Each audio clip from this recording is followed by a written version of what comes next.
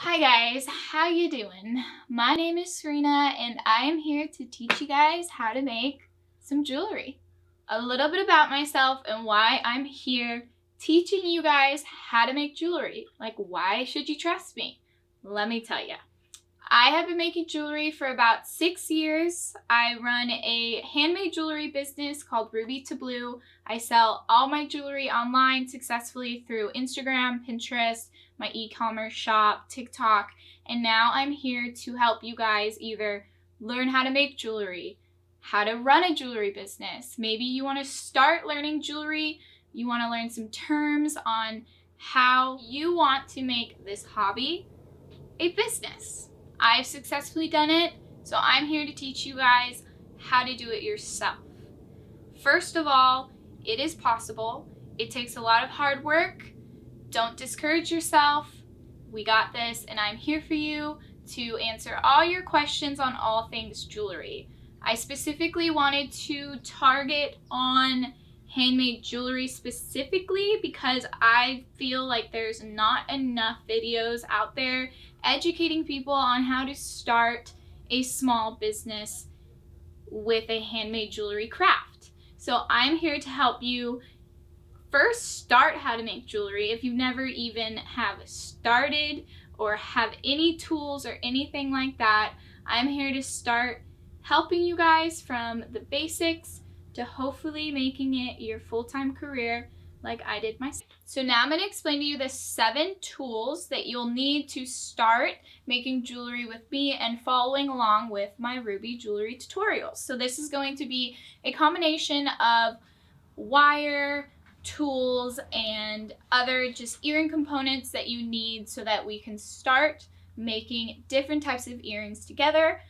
In these tutorials, I will be teaching you terminology, what kind of tools to use, how to use them properly, and so on. So here we go.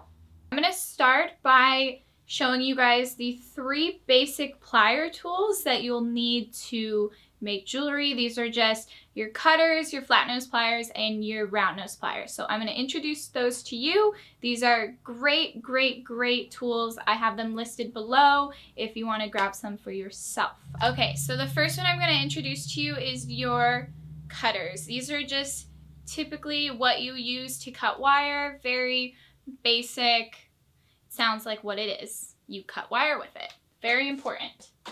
Second tool is your round nose plier. This is going to be a plier that you use to round the wire, curl it. It's like how you make the little curls at the top of your hoop. You can make little squiggle shapes in the wire. There's a lot that you can use with this round nose plier. Okay, so the next plier is your flat nose plier. This is going to be the plier tool that we're going to use to bend or open up any sort of wire shape. I will explain this in multiple videos and tell you how to use this tool. This tool is super, super crucial to making jewelry, probably one of my favorite tools and the tool that I use the most. Okay, now we're on to our next 3 tools. These 3 tools are going to be what we're using to shape, define, texture our jewelry. These tools are not super crucial, but they are definitely put a little pizzazz, a little flair to your jewelry. For example, I love to use my hammer and my stamping block because I can use it to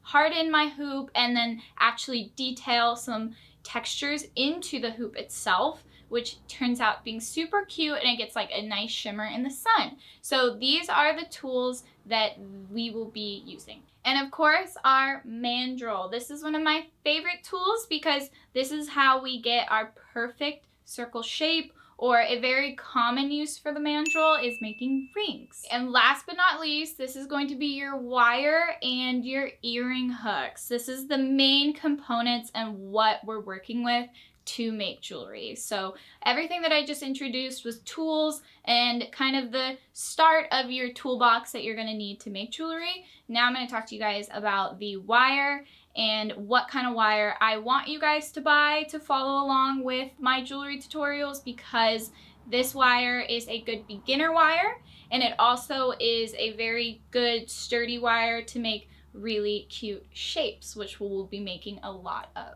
So first I'm going to start off by showing you guys the wire that I have chosen to start making jewelry with. I chose this wire because one, it is a great beginner wire. This is the wire I used for years when I first started making jewelry. Second, it is a great sturdy and durable wire and also has a really nice look to it.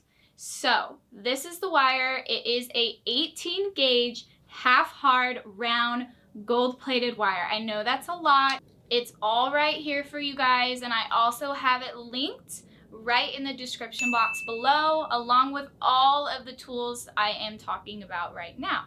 So that is the wire. It is going to be a lot of fun to work with, and now let's talk about earring hooks. Okay, next I'm going to talk to you guys about earring hooks.